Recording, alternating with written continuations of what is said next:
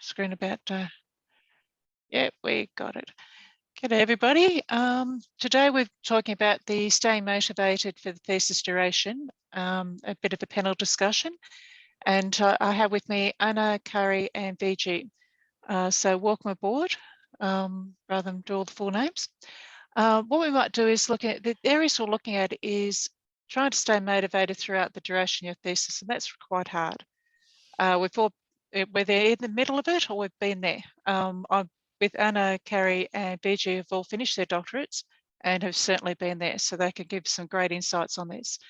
And areas that we're looking at, like other priorities, really tend to take over quite often, and they're things such as your work, your family, including carers for elders is another one, illness, the coronavirus has made a huge impact on people, travel commitments or have been affected quite significantly as well, but quite often in a lot of areas, the travel requirements work has actually increased and it's back on track, I suppose, so to speak. And then social life, which bottom line is, what social life while you're trying to do your thesis?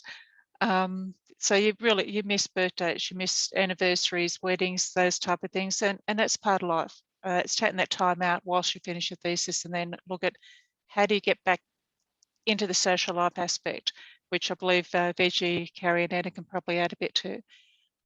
Then working and personal related training and development comes into play, and the community. So things like your volunteering, your board roles, your canteen duties for the kids, sports taxi or taxi mum, as we refer to it, those type of things, they all take time. So how do you then find time to actually work on your thesis yourself?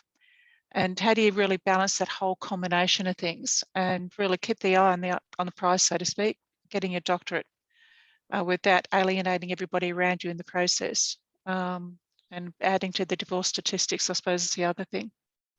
So say, I'm going crazy. Do you want to come and join me? Just to give you a bit of a basic idea on definitions, when you're looking at motivation, it's really making sure you do have a direction and or a goal and the intensity to actually achieve that. So your direction, you're looking at undertaking or seeking something, and then the intensity is the amount of effort you make to exert to actually attain that goal. So when you're also looking at procrastination, probably a definition or good definition on that is avoidance of doing a task that needs to be accomplished. And that turns into really habitual way of thinking, or an intentional delay of starting or finishing a task despite its negative consequences that comes into play. And Dr. Kari can certainly add a lot to that around mindsets and way of actually thinking on those. So when you're looking at that, I like the stage of procrastination. You really go through your false security, laziness, excuses, denial, and then into crisis. And that's when you then panic. And that makes a huge component. Also, like I still think I have some unfinished procrastination to do from yesterday. So again, it's the way you go around things. So my thoughts, or my question to you is, does anybody have any thoughts on why they procrastinate? So this is a bit of a discussion, and it's also if Kari, Vijay or Anna would like to add any comments on that at all. Yes, definitely. I think going back to exactly those days of the beautiful thesis and the data collection and the writing it up, one of the reasons why I was not sitting and writing was because it was simply too overwhelming. I guess that's at that stage when you are just told, by your supervisor, come back with chapter 2 or 3, you are like, those are, I don't know, 15,000 words. Yeah. Where do I start? And not having the control of what I was doing or not knowing where to start made me exactly not starting. So it's that blank piece of paper, isn't it? It's yeah, a blank exactly. screen. Where do you start?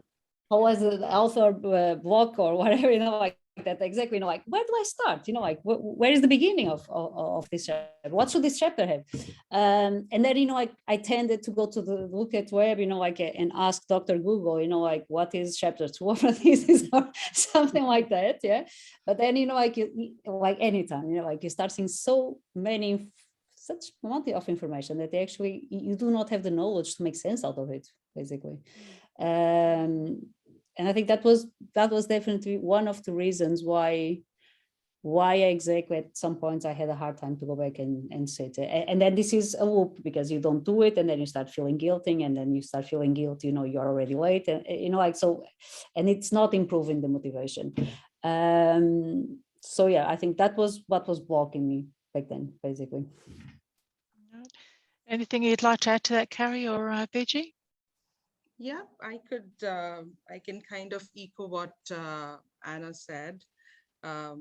There are some stages in the thesis, especially when you're, the whole process of identifying the topic to data collection and then sitting and writing it. It's a pretty lonely journey, and you are on your own. Of course, you have the doctoral support, the supervisor support. But that being said, there are areas that probably you're not very confident about, and you're not very sure what to do.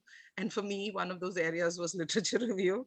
And, when you don't know or you don't like it too much, you tend to push it off because you want to do it later, but then it has to be done before everything else. And then it's a cyclical kind of, it has a domino effect. And then this is delayed, and that is delayed, and that happens too. And of course, family obligations, I wouldn't say obligations, but more about, engagements and things that happen around you are important. And if you are very close-knit with the family, that used to be a big reason for me too. It used to come up where I had to push off things and then getting started. So every time I leave the table and I have to come back to writing again, I had to spend at least an hour or two reviewing everything that I had done before to start writing all over again. Yes, so that helps. the amount of time and effort required is, it kind of really went up because of that. Well, but we got there and completed it. So I suppose I did manage to manage it. Which was well worth We it. survived one way or the other. Survived it. I know, seriously Definitely. survived it. Yeah. Required a lot of planning, required some systematic approaches, required to reach out and get some external support, which is important.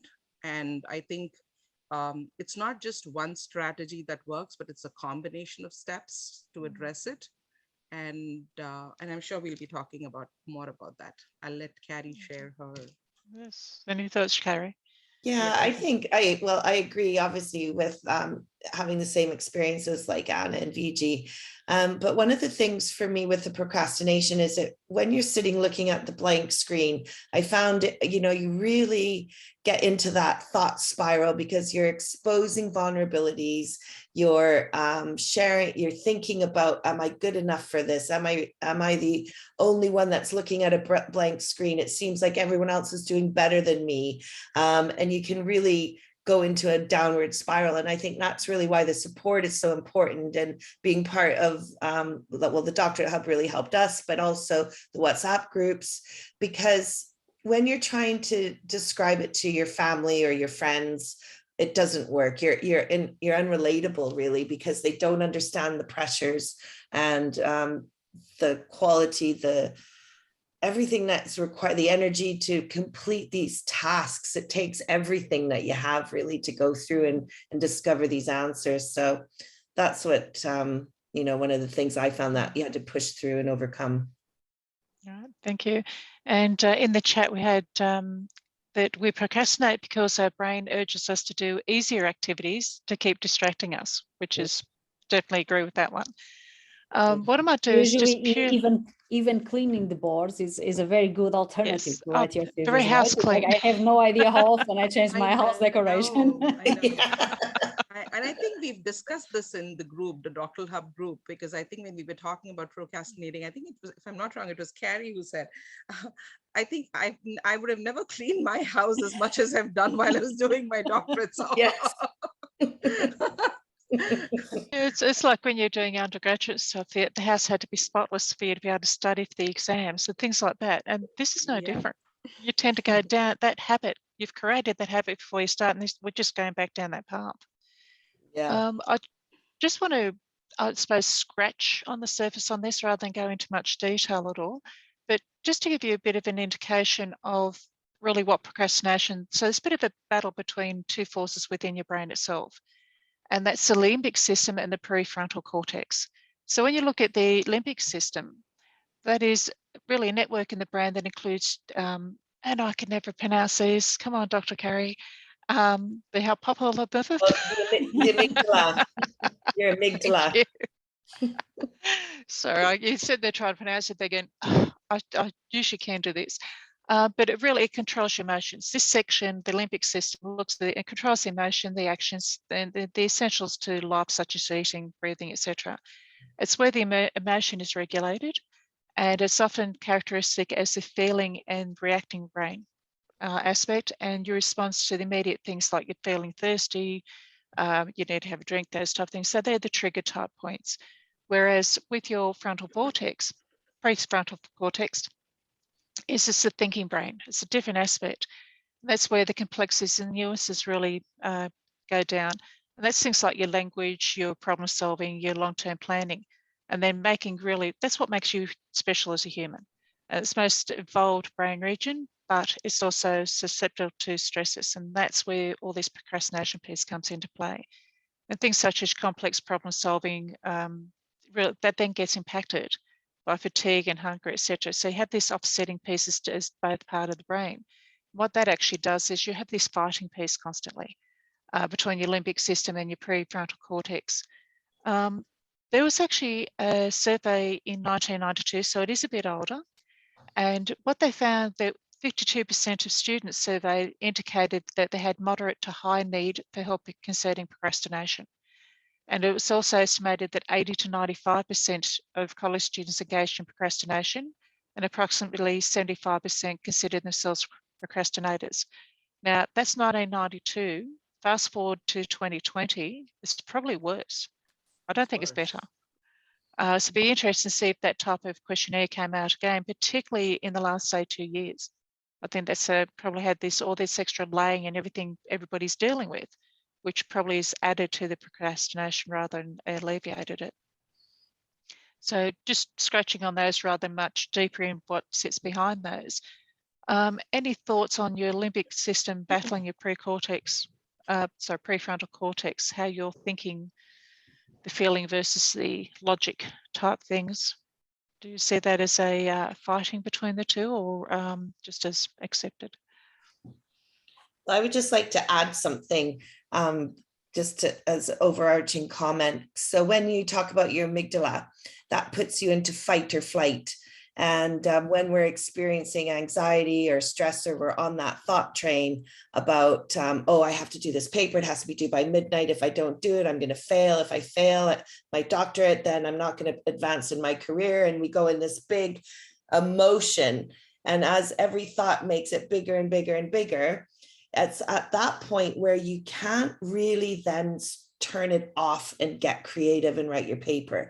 So when you feel yourself having that anxiety and we call it the thinking train or the thought train, and it's just going bigger and bigger and all these what if, you need to calm and settle yourself. So whatever that takes, going for a walk, having a bath, a shower, disrupting that pattern to calm yourself, then your prefrontal cortex can kick in with the creativity and the logic that you need to finish the tasks.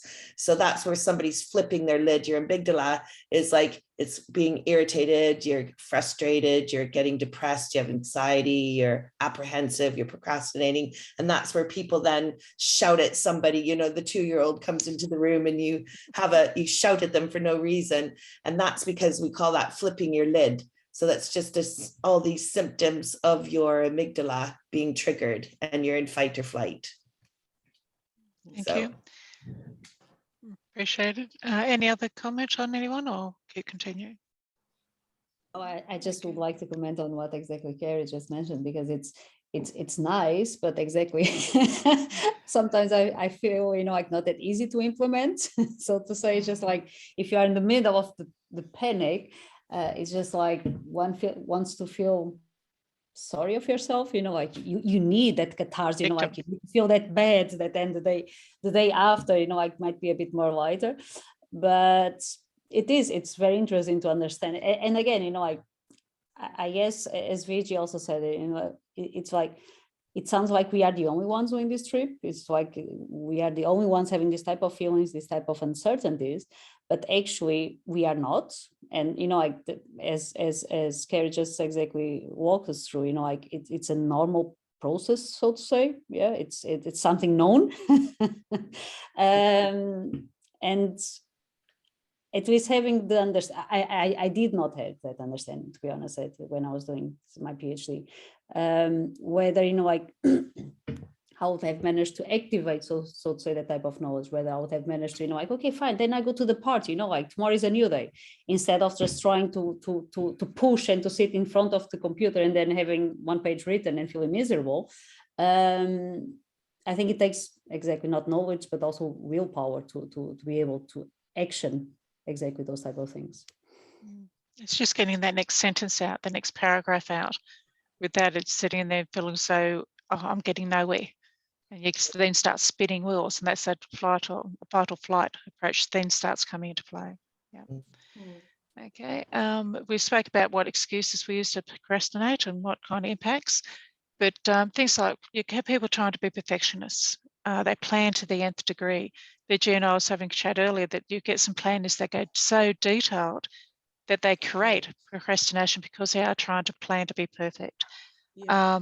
If they get into social media, some people get so mesmerized by their phone, they can't get away from it, and then, or watching the idiot box, or sorry, the TV. So then they start losing that focus, or they're exhausted. They've got kids under their feet, they've got work commitments, they've got family commitments, everything's just becoming too much. Yeah, typical distractions said about like TV, internet, people surfing the web or playing those games. I can't think what they're called. So that really starts having an impact. And then fear's a big thing that comes into play. One thing I suggested was try focusing on yourself, take a child's view of the world and take the sting. So select one task you've been putting off, just focus on that. Take some time for yourself. And as Carrie said, go for a walk. Do something a little bit different. Give yourself a task, just for a full hour, just get away from everything, and that kind of clears their brain so that that creativity can come back out. Ignore everything else you have to do. An inch of dust is a protective layer. That's fine. We'll still be there tomorrow. And no breaks allowed. So just focus for that hour. You're trying to do things, and give yourself a reward when the task is done. Not too much chocolate and coffee, because then you do what happens with me. You put the weight on. So let your inner child come out on it.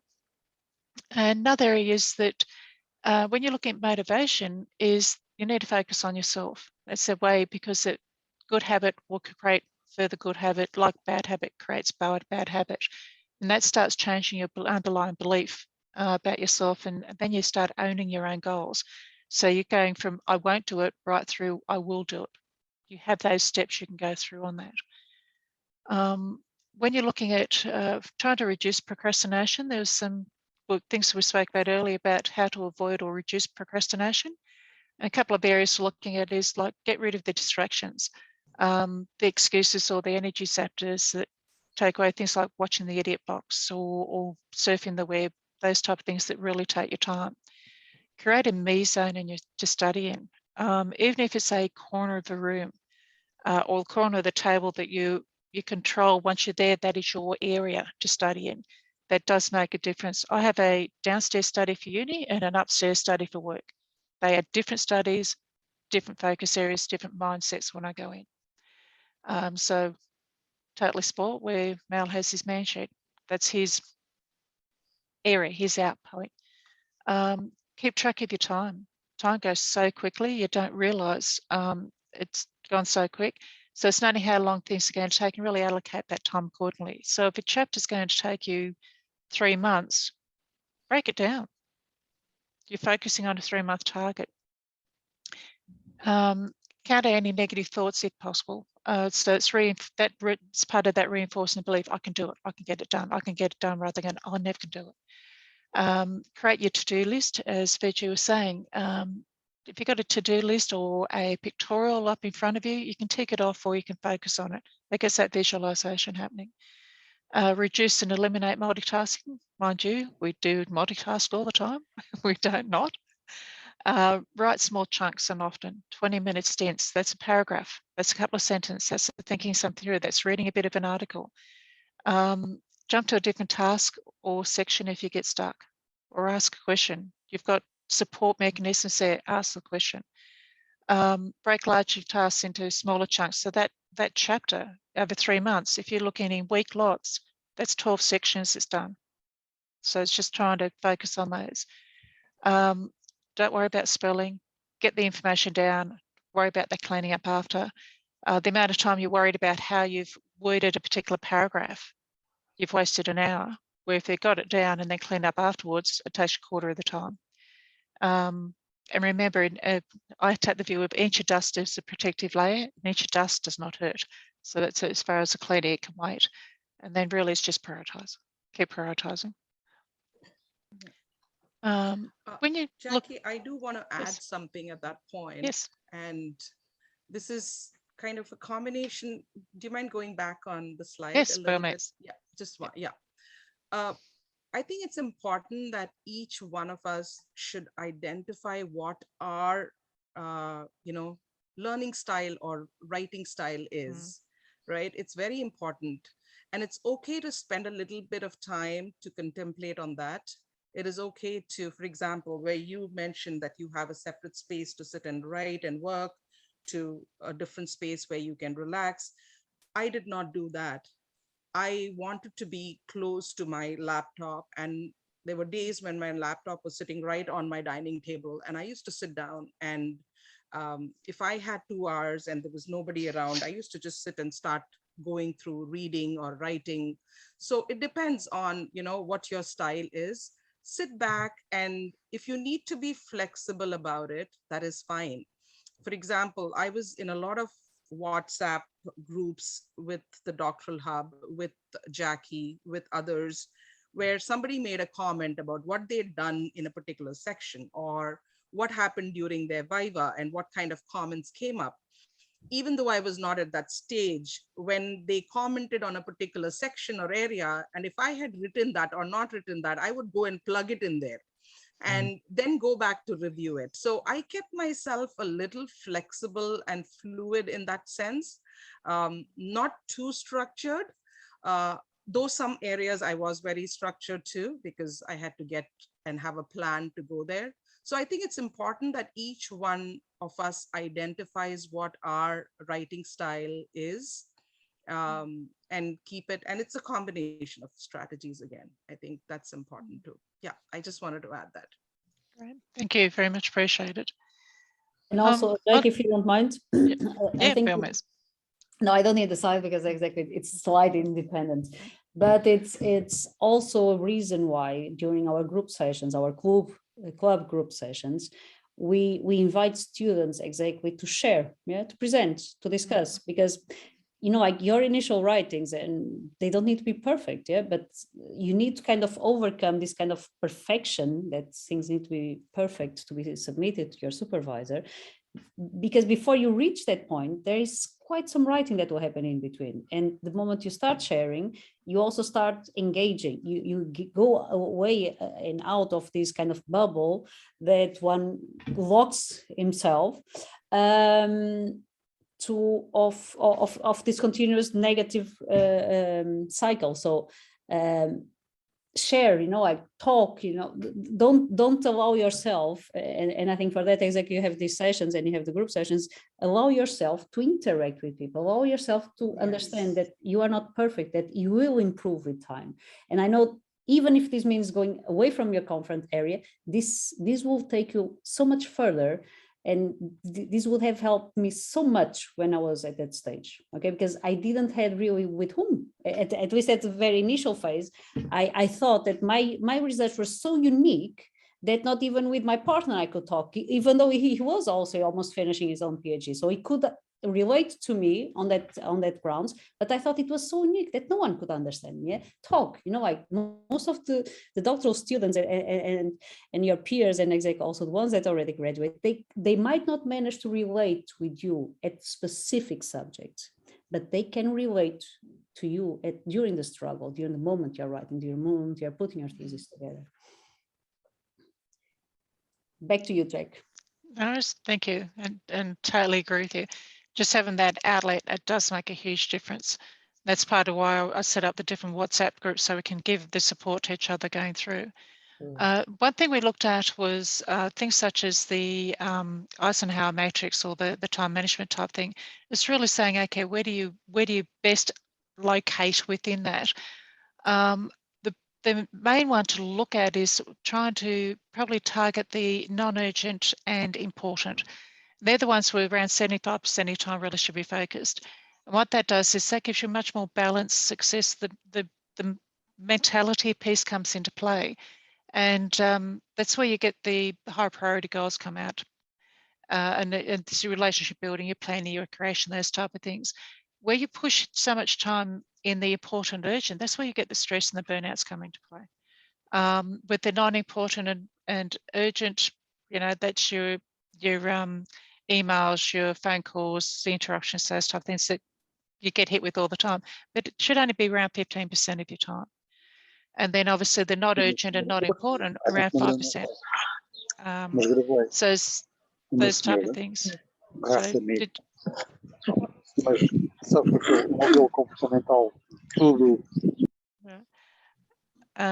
thanks, Anna. So you're looking at 5%, and that's the trivial type things. So the main thing is you really should be, where possible, focus on what's considered the not urgent but the very important, and get that whole balance, that whole vision piece coming into play. My question is to, I suppose, globally, is which quadrant are you in when you're actually trying to study and work on your thesis? Where are you actually sitting on those? Haven't you any thoughts on that one? I think that's a question for the rest of the group, right? Yeah. You can use the been chat through and all exactly 4. tell us, where are you? I've been through all 4, like all of us, I'm sure we've all Oh, been yes. through all 4 of them. Well, how many of us sit there in the work environment when you probably should, section number 3 is around 15%.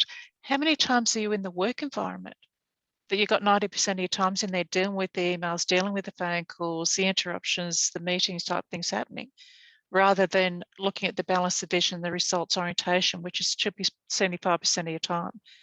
And then you take that and apply that to your study. You've got this whole, you realize you're flipping things the wrong way. And where do you need to refocus? I think that there's also a layer here missing, Jack, you know, because if I look at this quadrant, you know, like Miguel, exactly, don't tease us, yeah? It's not fair. I'm at the beach now, Miguel, come on. No, but I think that there is, you know, like, if you are a full-time worker, yeah, as I think a good number of us are, you know, like if you have a family and if you are doing your PhD, you know, like you need to build 4 times, 3-4 times this this matrix, yeah, because it's important to whom, to you or to any of the other 3, so to say. Yeah. But yeah, as Vijay said, I think I went through all of them at some point, definitely. It'll be interesting to hear from the others who are there in the group. Which quadrant we probably do go you through them think all every you are? day. Exactly. So any input other than Miguel being at the beach now? So he's obviously sitting at the, No, he's no, just it's not time wasters. I think procrastinating, you know, like yes. we Well, met that him could be recreation. yesterday morning. So he just gave up. He's just like, no, I'm today having today off, and then tomorrow is a new day, and I'll start writing. Right, Miguel? Yes. Oh, Anyone? So, anybody, any thoughts on where they're actually currently in their studies at the moment, which quadrant they're currently sitting in? Too shy to share, Jack. Sorry? Too shy. Too shy, obviously. I don't know. Okay, I'll move on then. What I want to do, okay, I've got somebody, full-time job drains your time and energy. Yes, I'm just reading. Full-time job drains your time and energy. However, there is an intellectual ecstasy to investigate. I like it. Did you want to unmute and add to that at all?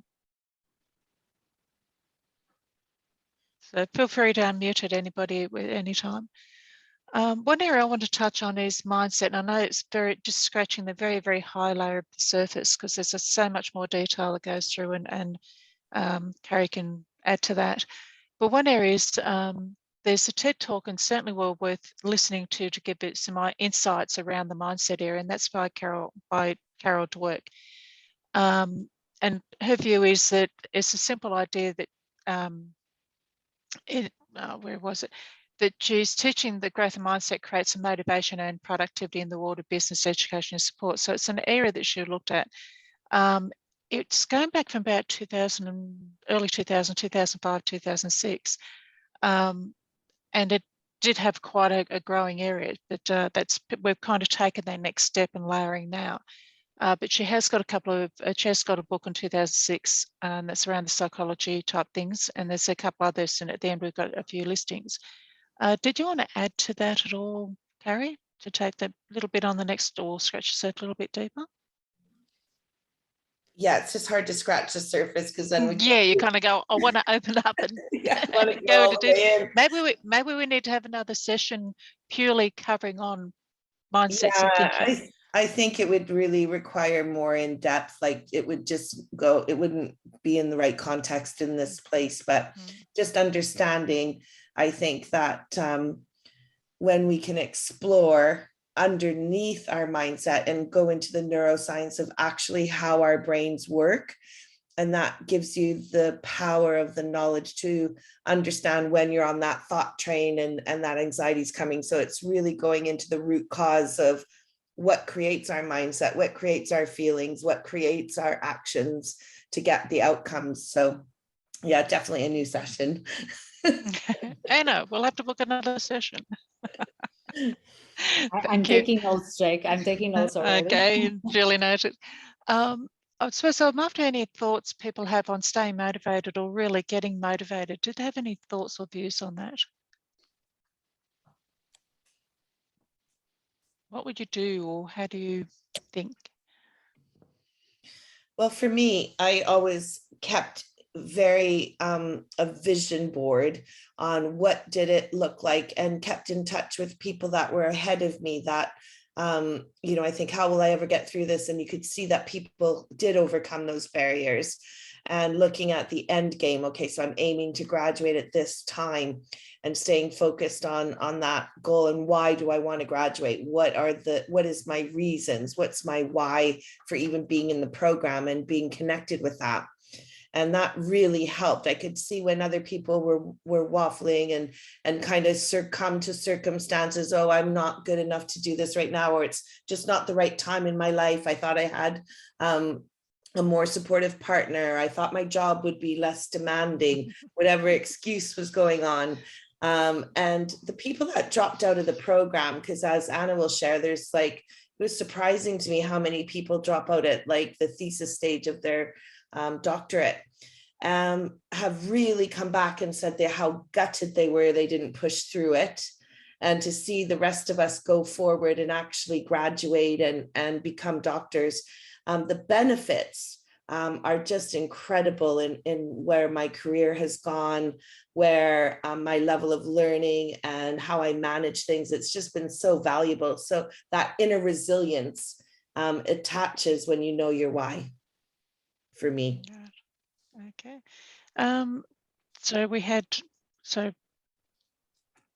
Badrina, did you want to join us, unmute and join us, because you're saying you're a teacher and a PhD student on, sorry, I'm trying to read, gender feminism, sometimes open discussion, and enjoy how students discuss insights and suggestions, solutions.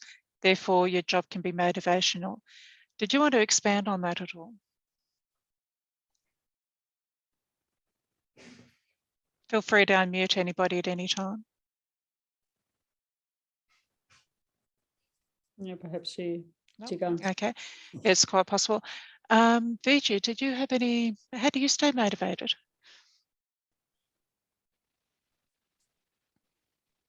How did I stay motivated?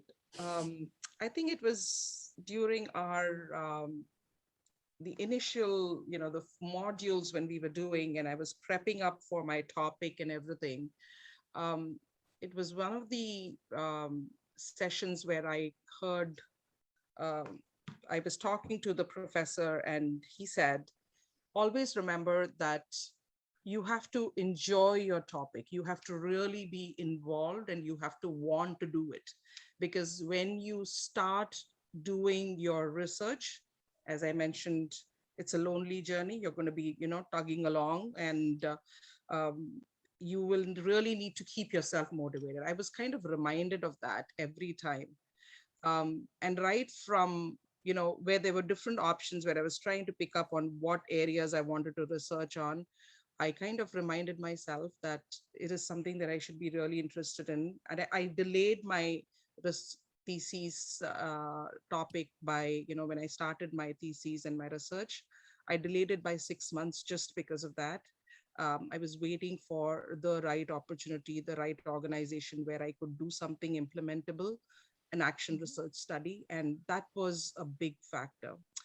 In addition to that, along the way, as Carrie mentioned, the WIFM is very important. What is in it for me in terms of what do I want to do with it in future, and reminding yourself of that every time. And hurdles do come up and things happen around you, right?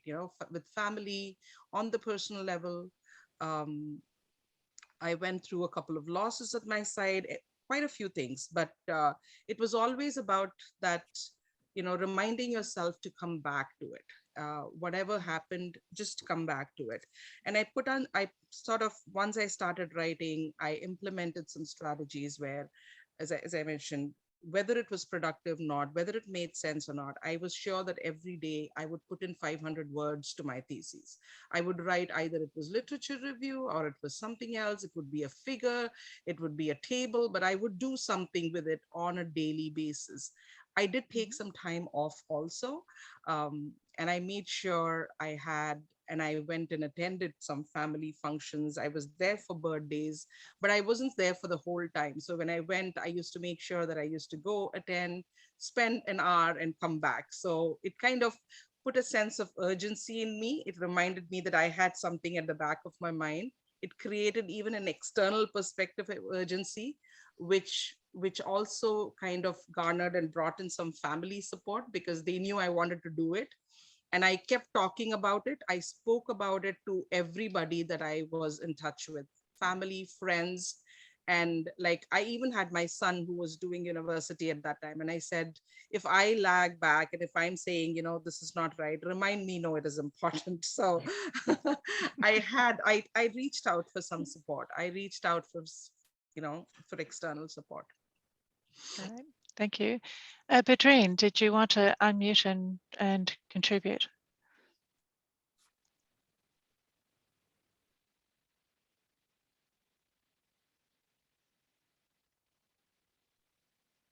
Okay. Great, thank you. Okay, thank you again. I'm Badruddin Bekamla from Tunisia.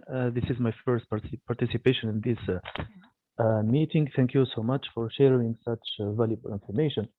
As far as motivation is concerned, I think that there are two kinds of motivation, intrinsic and extrinsic. So let's have an example of language acquisition. For example, if you love the way people speak and exchange information, and you love how the acquisition of linguistic skills are done, so this is part of your personality and part of your preferences. When you study, when you want to get your PhD, so this is a way to motivate yourself. As for the extrinsic motivation, so you want to get a PhD for, I don't know, for more money, for a good title, for a good job, to climb the hierarchy in your administrative job.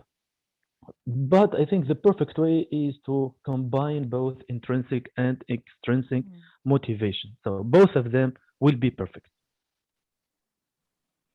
Great, okay, thank you. This is my idea. Thank you so much. Okay, thank you. Great insights. Okay then.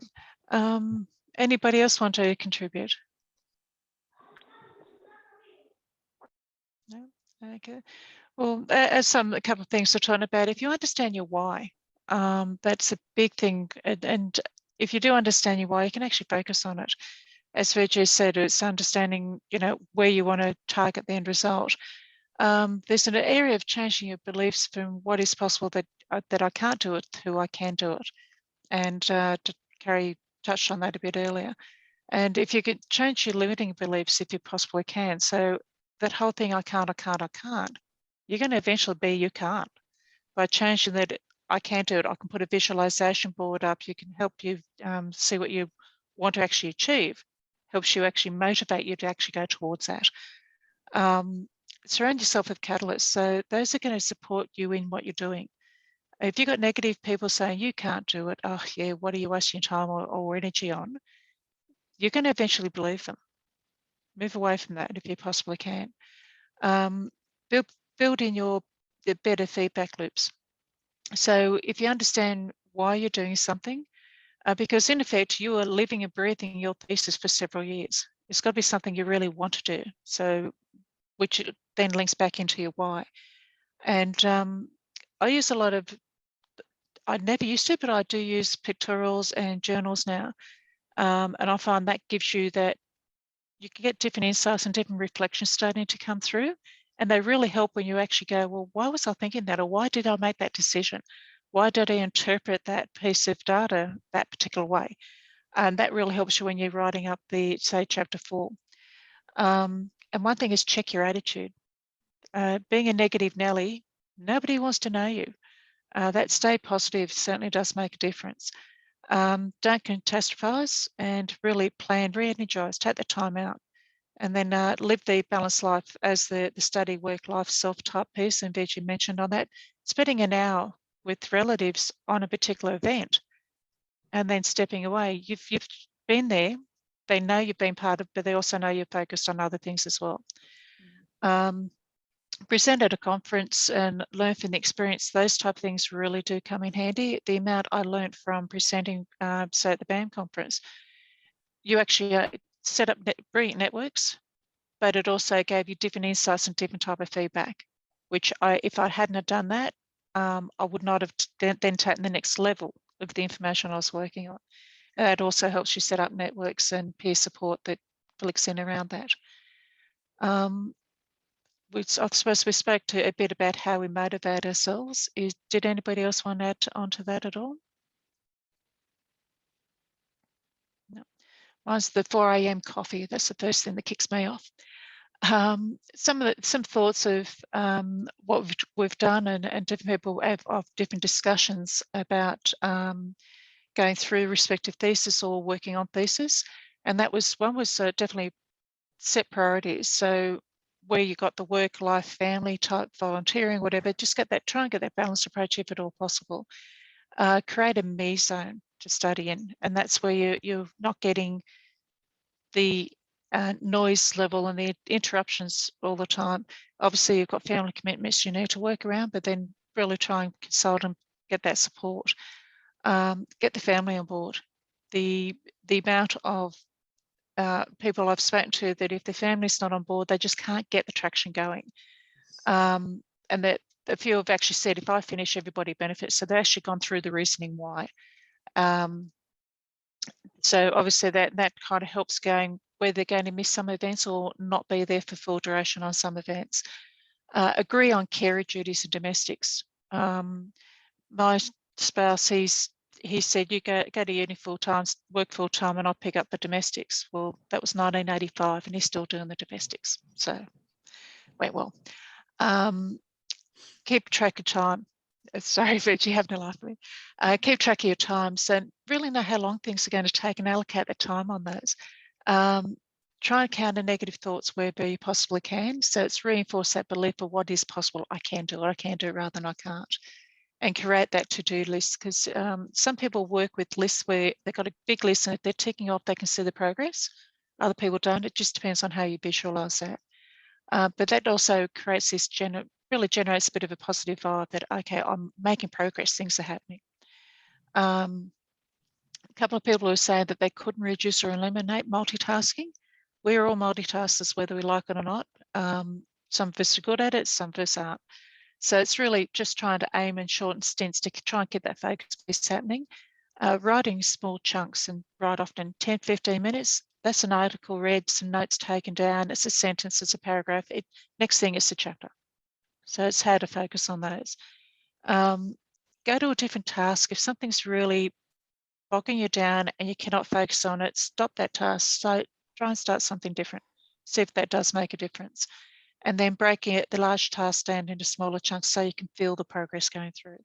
And that's the thing, when you're looking at a chapter, you go, oh, it's so big, it's 10,000 words or 15,000 words. It's okay, break it down. It's 1,000 words, it's 1,500 words, it's now 2,000. So you're getting that progress going through. A couple of other areas we're looking at about moving through was, don't worry about your spelling, just get it down on paper. You can do the cleanup afterwards. Yeah, dust doesn't hurt. You don't have to have a spotless house all the time. Keep the prioritizing in place and sometimes say no. Set the boundaries. You can't say yes to everybody all the time, as much as we try to. Fatigue can be from too much or too little sleep. You can go both ways. You can end up sleeping too much and it just throws you out of, so get that right balance happening. Allocate some time for yourself. So take a break, go for a walk, have a cup of coffee, read a newspaper, whatever's the case. My luxury is reading the Financial Review and having a cup of coffee on a Saturday for an hour. Sorry, really boring, but hey, that's my time. And organise your study area. So have your documents and books at hand. So I've got piles of crap everywhere, but it's organised bedlam. So it's just working through. And one thing that really came out is when there's some research, so it's the some of the biggest regrets when the research came through was not spending more time with family. What they're saying is they'll take education over family. So get that balance where you possibly can. Any other thoughts on that one? Do you want to add to that at all? Yeah. I think that Jake, and if I also can shortly jump in, you know, like a good number of exactly, you know, like options we have at DoctorateHub, they are exactly influenced by our journeys itself. Yeah. And for instance, one of the things that we more and more start understanding that is a problem is exactly to have this kind of dedicated space to write. Yeah. Which way does exactly to start this Zoom sessions, you know, like silent Zoom sessions where people, you know, like can simply just come in and just write, you know, like we obviously have some, you know, like 10 minutes to welcome and then discuss any question, whatever, but over and above, it's just exactly that you write at your diaries, yeah, from 8 to 11 or from 8 to 10, whatever time you can be there with us. I'm writing, I'm sitting and I'm writing, okay? Because this question of being able to be accountable for someone, yeah, you do know that someone will be there waiting for you, okay? So it's kind of, you have a meeting with your own, with your thesis at a specific Zoom, yeah?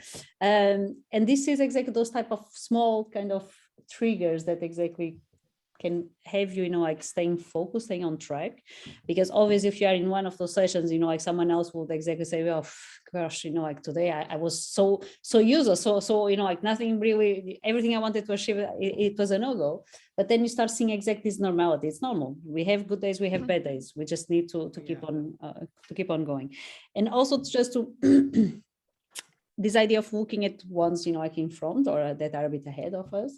I think that was actually what saved me, so to say, because exactly since my dear partner was also like 3 years already, you know, like further in the journey. And even though I didn't really realize, only now after I finished and only when I'm reflecting, upon reflection on what happened, you know, like I do see how much that helped me, because I kind of saw things unfolding. So I immediately had a model that like this is normal. I'm going through, you know, like a mess, but this is normal, and at some point all of this will come together. So having exactly this type of peer partner, so to say, that could keep you pushing, it's also something that I would advise to try to get. And also again, we'll try to facilitate those type of things through our community. So everything that keeps you surface, and that everything that keeps you understanding that it's pain, it's hard, but you'll get there, basically. We actually found, we do have one of the clubs, so there's clubs that cover each of the steps that go through the thesis component, which has professor and peer support. There's also right across that is local and regional clubs. And also there's one called Staying Motivated and Finishing Your Thesis Club. And that one we do have dedicated writing sessions, and we're really holding ourselves to account on that. That does, you'd be surprised how far by having a dedicated, it can be 40 minutes or an hour, that dedicated time focusing on nothing but your thesis does get things moving along quite quickly. I'll just take us back to where we were. For those that are doing a action research, and I know a lot of theses don't, but I just picked out chapter 4 because that tends to be one where when you're doing the action research cycles, it's a cycle of the action, reflection, and sense making. So the story of what you did, what's happening, and what was found. So it's a very focused type area. And to avoid procrastination, because that's one chapter a lot get caught up on. So it's no different with the standard PhD that where you're focusing on the findings and the analysis of the research data itself. So when you're looking at, say, for the action research bit, it's just trying to write in small chunks. What did I do? So you're setting your mindset. Okay, what did I do? Okay, right, that's what I did. That's what I did. What then happened? Okay, adding a layering to it. Then what worked and what didn't work. So you're almost doing a PIR type thing on it. And how did I feel about it? So it's getting that reflective piece back through. What did I learn about me, my organisation, and research? Again, that gives you that reflection piece. And what you're doing is, as you're writing it down, it may not necessarily stay in that chapter. It may go into another chapter, or it may get morphed to something else, but you do get the benefit out. Questions, asking yourself, what did I learn? Where is there actionable knowledge evident? So are you adding to the knowledge base? And then break larger tasks into smaller chunks. So you find if you take a question and just answer that question, you're getting that whole piece of information. It may not necessarily be in that part of the chapter, but it will fit a bit further. And again, don't worry about your spelling, get the thoughts down, then clean it up afterwards. And that's one chapter that a lot have some issues with. So it's working out where's your pain point on the chapters and then focus on that. Is there a series of questions you can look at to try and improve on it? Any comments on that at all, Carrie and BG, given you've been through those pains?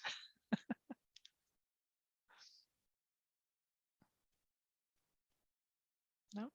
Okay. So I think Vijay is trying to talk, but she's muted. I just saw yes. your lips moving. I'm sorry. I thought she was Oh, ignoring me. No, I wouldn't dare do that, Jack. No, I think you've touched on all of them. And yes, I think the reflective piece is, chapter 4 is a critical one for, action researchers in particular. Yes, it kind of brings back, it makes you go through that second, third level of reflection that you need to do. Because you have to write it there, right? So it's not so easy. But yes, I think you've covered everything. Yeah. I just found that when you work out, okay, what are the questions I need to answer? Then you can actually, gives you flow, and then you can then tie it back to what's the data now telling you about why you're thinking that way or why you're reflecting that way. So you seem to, that in effect, chapter 4 starts morphing itself fairly quickly, which I expected it was going to be very painful. Yeah. And now on, thinking back on it, probably now it's too late for me now, unless I go back to do another action research cycle or another doctorate, but no. Probably should have written the chapter a little earlier than later, yes, because kept it for the end. But thinking back on it now that you're putting it this way, probably others can benefit through it. And yeah, but I did write it towards the end because I thought that would be the last part of my thesis, and I did write it in the end. Probably should have written it earlier, a little earlier at least.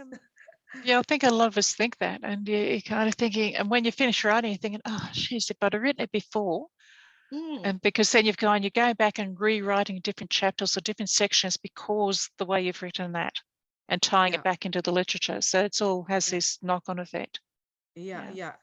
Yeah, you know, I also attended Andreas's session on tackling wicked problems, right? His mirroring effect and those things concepts that I learned from him, the going back and forth, and you know, great learnings along the way, to be very honest. So in that sense, I think the associations with you know, like associations with Doctoral Hub, with chat groups, with other peers who are doing or who are, you know, kind of walking this journey is important. It is very important. Okay, thank you. Just had a question going. I have a question. Can we rely on websites for proofreading? Is it true there's a possibility of stealing your research? It's making sure you go to an ethical website, I suppose, is the way to go. There are a lot of proofreaders out there. There are a lot of freelancers. I've not heard overly of stealing of research, but that doesn't say it doesn't happen.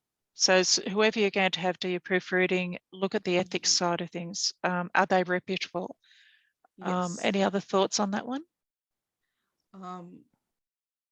Now, I know because we were dealing with Liverpool, Liverpool had a writing center, and I think any university that offers the program will also offer those kind of support. So always reach out to your university that you're associated with first. One of the things that I did learn along the way was the amount of support that you have from your parent university or college that you're associated with. That is important. I think, you know, getting support from the library, not just for your research, but in terms of using the writing center, those are important. I think the first thing should be to reach out to your university to see what kind of support they have, and then go out to external sources.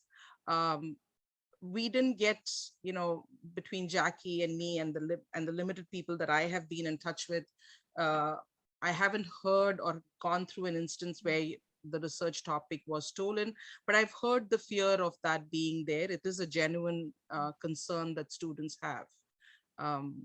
You know, methodology, the data collection being taken, being used.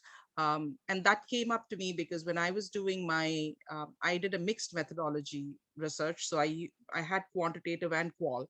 And when my quant data had to be analyzed, I actually went through the process of learning SPSS. And it was a great aha moment for me when I actually got through it and the results came out. And I was like, wow, I had to go through more runs after that. But that learning through SPS kind of, you know, I literally went in and sent a message to my doctoral supervisor saying, I got it. And he was excited for me and I was excited for myself. So those little victories made a difference. But what I'm trying to say is, at that point, I was researching and trying to see if I could share my data with somewhere or somebody who could help me do it. And it was brought to my attention that, you know, the data can be manipulated or anything, you know, be stolen. So you do have to be careful. Yes. Okay. Yeah, So Keith, Jack, if you allow me, exactly also as one of the founders of DoctorateHub, if there is one thing that we really are very, very careful is exactly the quality and the ethical attitude of the people that are with us. Okay, and this is fundamental, because I think the question about this proofreading is not only about stealing your data; it's also about the amount of rewriting that can go into it that could be very, very critical also for you as a student, a doctoral student. And if there is something that at DoctorateHub we don't do, is we don't write for students. Okay, that's an ethical concern and exactly a border that we never cross. Okay, which is not always the case. So it's twofold, really. You know, like it's the quality of the work will be done, is how much of your work is being redone to the point that you might not, it stops being your thesis, let me put it like that. And the moment you are in a viva, when you are defending it, you are in potential big trouble because it's not your thesis. And also exactly the question of how reliable are these people that are delivering the services. And these are all things that exactly one needs to take into consideration. And again, you know, like that it's at the core of DoctorateHub to make sure that we don't work with people that exactly go behind this type of borders or frontiers. Sorry, Jake. That's fine. So it's that whole ethical component that comes into play. No, just I suppose pretty much wrapping up, but certainly don't go down this way. So you procrastinate, you panic, you despair, you drudgery, you're printing, those type of things. So don't head down that way. Look at how you motivate. Don't lose your objectives. Look at the possible rather than the impossible aspect. And really, what you're targeting is 1% of the population that actually has the doctorate. So you've got to do what 99% don't. You've got to graduate. You've got to work your way through getting started right the way through to graduation. So keep plugging away. Use your peer group. Use your support. We have different, sorry, that's just the references. We have different clubs through all the different phases. And what they do is actually give you access to professors and peers. So you've got an opportunity to discuss any issues and pain points. Utilize your WhatsApp groups. That support mechanism makes a huge difference on you getting through your doctorate. So utilize them. Your local and regional clubs, you're staying motivated, so that has writing sessions in it. So those type of things are always there. Any questions or open discussion, any questions anybody may have? Shall I perhaps switch off the recording? Yes, if you like. Thank you.